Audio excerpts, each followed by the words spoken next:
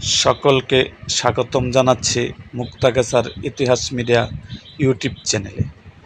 মুক্তাগাছার ইতিহাস media YouTube চ্যানেলে আজকের আয়োজনে থাকছেন সাবেক স্পিকার শেখ রাজ্জাক আলীর জীবনী সম্পর্কে। শেখ আব্দুর রাজ্জাক আলী ছিলেন বাংলাদেশের একজন খ্যাতনামা রাজনীতিবিদ।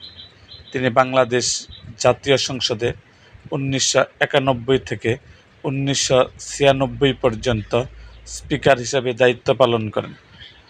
শেখ আব্দুর রাজ্জাক আলী 1928 সালের 28 আগস্ট তৎকালীন ভারতের অন্তর্গত খুলনার পাইকগাছা উপজেলার হিতামপুর গ্রামে এক ব্যবসায়িক মুসলিম পরিবারে জন্মগ্রহণ করেন।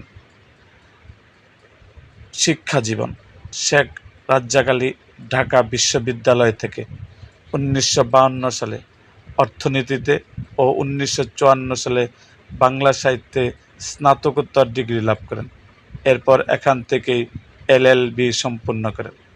পেশাগত জীবনে তিনি ছিলেন একজন আইনজীবী। তিনি 1958 সালে খুলনা জেলার জজকোর্টে আইন ব্যবসা শুরু করেন। 1963 সালে তিনি ঢাকা হাইকোর্ট বারের সদস্য এবং 1964 সালে খুলনা আইনজীবী সমিতির সভাপতি নির্বাচিত হন। তিনি খুলনা ল কলেজের প্রাতিষ্ঠানিককালীন উপাধ্যক্ষ এবং পরবর্তীতে 25 বছর এর অধ্যক্ষের দায়িত্ব পালন করেন। 1971 সালে মুক্তিযুদ্ধে সরাসরি অংশগ্রহণ না করলেও ভারতের টেট্রা ক্যাম্পে গিয়ে রেড ক্রসে যোগ দিয়ে যুদ্ধাহত মুক্তিযোদ্ধাদের সেবা করেন।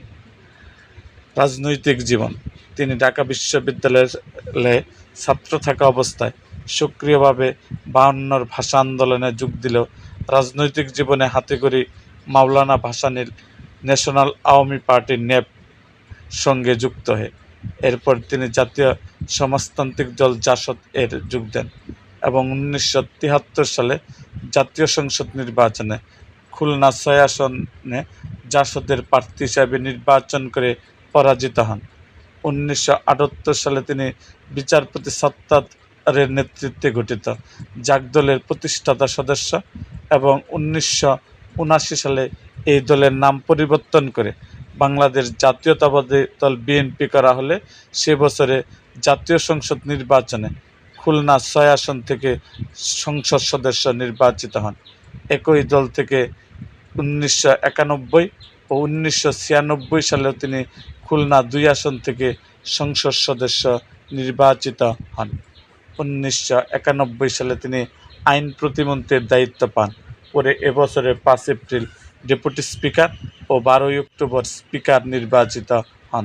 1992 সালে শ্রীলঙ্কার কলম্বোতে অনুষ্ঠিত প্রথম সার্ক স্পিকার সম্মেলনে তিনি যোগদান করেন এবং সার্ক স্পিকার্স অ্যাসোসিয়েশনের সভাপতি নির্বাচিত হন। 1996 সালে 15 ফেব্রুয়ারি জাতীয় সংসদ নির্বাচনের পর তার সভাপতিত্বেই জাতীয় সংসদে তত্ত্বাবধায়ক সরকার ব্যবস্থা অনুমোদন দেওয়া হয়। তিনি 2002 সালে যুক্তরাজ্যে বাংলাদেশের হাইকমিশনার নিয়োজিত হন। সরকারের ক্ষমতা হস্তান্তরের কয়েকদিন আগে 2016 সালে তিনি বিএনপি থেকে পদত্যাগ করে সংস্কারের ভূমিকায় অবতীর্ণ হন। এরপর তিনি কর্নেল অবসরপ্রাপ্ত অলি আহমেদ গঠিত এলডিবিতে যোগ দেন ও ভাইস চেয়ারম্যান পদে এবং পরবর্তীকালে কার্যকরী সভাপতি নির্বাচিত হন। তবে এলডিবি ভেঙে গেলে তিনি রাজনীতি থেকে সম্পূর্ণ নিষ্ক্রিয় হয়ে পড়েন।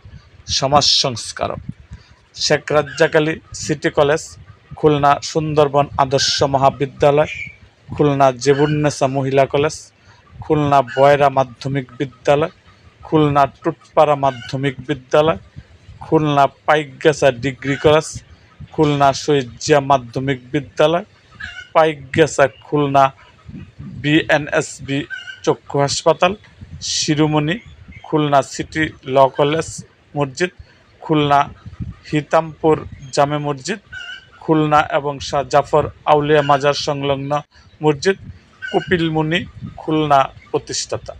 এছাড়া তিনি Majid Memorial city college Khulna, Khulna বিশ্ববিদ্যালয়, খুলনা মেডিকেল কলেজ, খুলনা মহিলা আলিয়া মাদ্রাসা, ও হাজী ফয়েজউদ্দিন মাধ্যমিক বিদ্যালয় বয়রা খুলনার অন্যতম প্রতিষ্ঠাতা। শেখ রাজ্জাক আলী ছিলেন একজন প্রতিষ্ঠাতা ট্রাস্টি। পারিবারিক জীবন। শেখ রাজ্জাক আলী 1953 সালে অধ্যাপক বেগম মাজেদা আলীর সঙ্গে বিবাহ বন্ধনে আবদ্ধ হন।